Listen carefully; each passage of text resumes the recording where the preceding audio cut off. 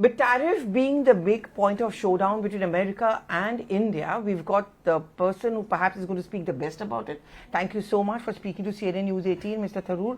First of all, words like a dead economy, words like, India can't do it. You think that suits the stature of the American president? Is he right about it? No, I think this is a very idiosyncratic negotiating style. Frankly, when you insult another country, it's almost like, how can I put it, it's like a schoolyard bully telling a smaller child, your mother is ugly. It's not meant to be taken literally, but it's meant to sort of demean and belittle the other person, so he goes on the defensive, he feels put upon, and then you can get your way by pushing yourself forward. That's the kind of negotiating style for which Mr. Trump is apparently famous. But that doesn't necessarily work with a country like us. We have, I'm afraid, understandably, after 200 years of colonialism, we have kind of an allergy to being talked to like that.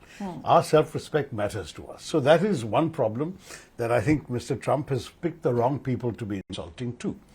But apart from not taking him literally, we do need to take him seriously, because the tangible effect of the executive order that he has signed is actually quite serious. If we are going to find ourselves on the 27th of August with all our goods having, or most of our goods, except what the American wants, which is the pharmaceuticals, everything else at 50% more tariffs, whereas even China, which buys far more Russian oil and gas than we do, only paying 30%, then there's something wrong with the situation. There's supposed to be a strategic relationship with us and supposed to be a strategic competition with China. Do you think, Mr. So what's Tharoor, going on? This is completely unfair. But Mr. Tharoor, do you think we got it wrong? Because, there was always this talk about Trump being a friend of our Prime Minister, America liking India. Do you think we got it wrong? Because I would speak to ministers earlier and they were quite confident that our tariff is not going to be as high. So have we got it wrong somewhere? It looks like there may have been a miscalculation on our part, but it's also not the end of the story yet. Until the negotiations are done, there is a 3-week window. But he wants us to backtrack on the Russian oil, walk out of the BRICS. Yeah, walking out of BRICS can't be a condition. I mean, that's not on the cards. But this business of Russian oil is something that we have always explained, that we do what's in our national interest, but we do it also in terms of global realities and what the global market offers. Buying Russian oil for us, which is a vital necessity, is very much like the Americans buying Russian uranium, Russian palladium, which they need for their catalytic converters. The Americans are buying fertilizers, a couple of $1 billion worth of fertilizers from Russia, which is they're using in their agriculture, and they're growing these subsidized grains they're selling to us. So how is it that Mr. Trump can claim that our dollars are fueling Russia's war machine in Ukraine, but his dollars are not? I mean, what logic is this? There are double standards and hypocrisies at every stage of this. China is buying more, but they get a 90-day negotiating window, which we don't. European Union is getting more, they're not even They buy Russian gas, yeah. So, I mean, there's something really very unpleasantly uneven, unfair and unjust about what happened here.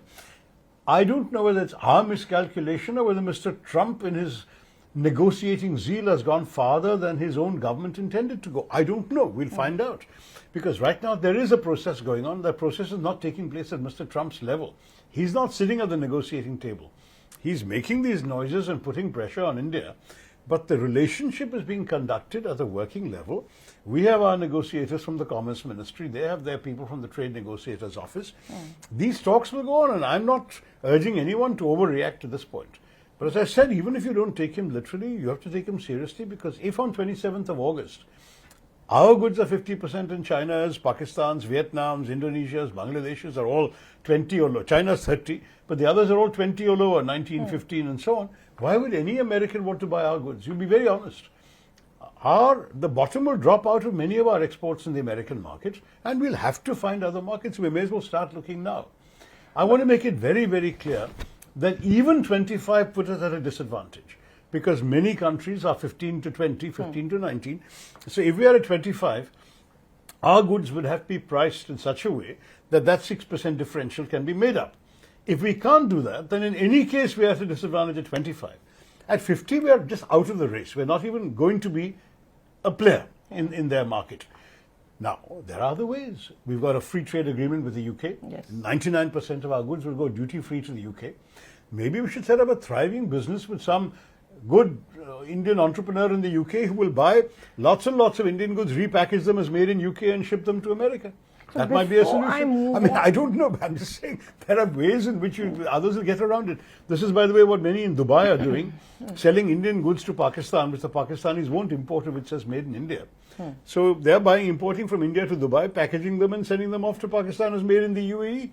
We might do that to the Americans if they want it. They'll pay more than they would otherwise pay if they got it directly. But at least we'll do our exports under duty-free arrangements. Mr. Tharoor, you've worked there substantially. You obviously seen the American style of diplomacy. What do you think? What do you think has gone wrong? Why is Trump angry with us? I can't imagine he's angry with us. I mean, I don't know. I mean, there may be certain He's bullying personal- us. Yeah, I mean, his style is that way. I don't think that's particularly specific to us. You saw how he treated Mr. Zelensky not too long ago. He has a certain style, which in all fairness is unusual to say the least and idiosyncratic to put it mildly.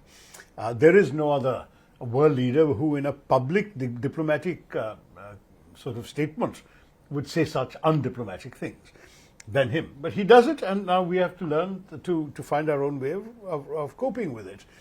My serious view is that there may be some very petty individual considerations involved there that you and I may not be able to fully relate to. I mean, for example, perhaps when he made that claim about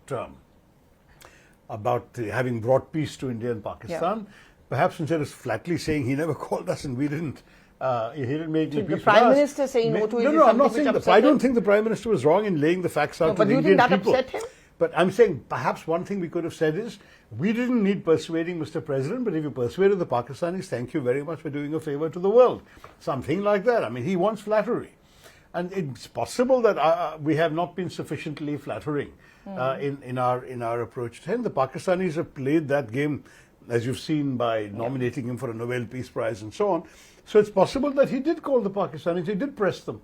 And that America told the Pakistanis, we don't want you escalating this, we don't want you reacting. Because you remember, the war ended essentially with our blasting their 11 air bases. And the next morning they called us and said, let's end this thing.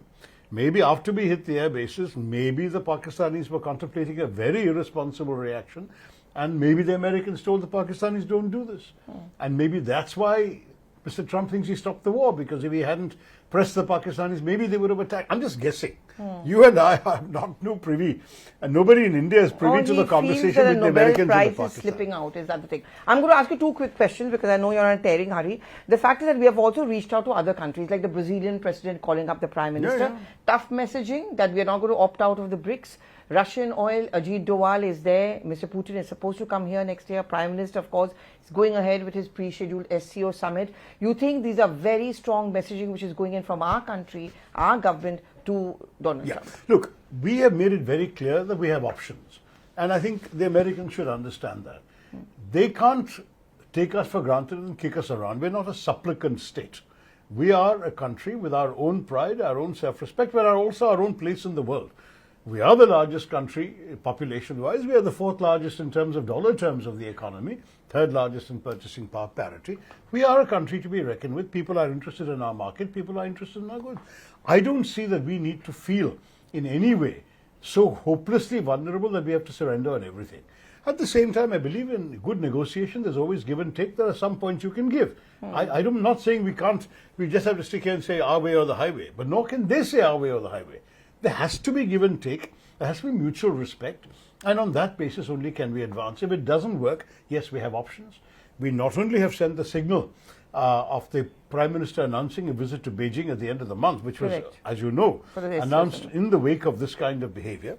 But on top of that, I think Defense Minister Rajnath Singh has cancelled his visit to the US, which would have actually set the seal on some major American arms purchases. I think we are going to give the Americans a message.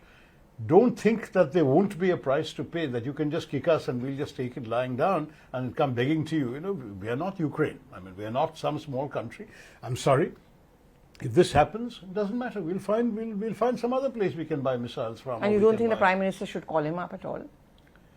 Look, what they're doing at that level between heads of state and government is their business. I'm not the one to advise on that.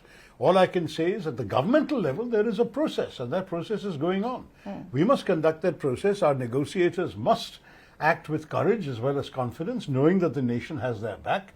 that where they can make concessions, the nation will understand. Where they cannot make concessions, the nation will back them if we have to walk away. Okay, finally, many people in the opposition parties are criticizing and calling it a failed foreign policy or a faulty foreign policy. Would you agree with that? Look, I mean, there are very many things that people can say. Right now, I'm more focused on the fact that we have, let's face it, a crisis facing us. We are in a situation at the moment when a market that accounts for about $90 billion of exports for India is suddenly going to be severely depleted in 3 weeks' time, barring some sort of miraculous progress, which we hope is happening, but we don't know is happening. These negotiations are going on, understandably, behind closed doors. Now, I feel that the time at this stage is to back our negotiators to do a good job. By the way, the negotiators are part of the Commerce Ministry, not even the Foreign Ministry. So, I mean, let's understand that there are processes here. Let's see what comes out of all this before we come to any judgments. In my own view, India must know where it stands. We must be anchored in our own certitudes. We will go this far and no further. We will accept this and not that. We will have these red lines and we will have that flexibility. That kind of approach is what a self-respecting nation should have. I believe that's the kind of mandate with which our negotiators have gone. I hope so. And I certainly hope they will conduct themselves in a way that Indians can be proud of whatever comes out of the process, including possibly a failure. But they should go now and negotiate as Indians, as proud, self-respecting Indians. Thank you very much for speaking to CNN News 18. Thank you so much.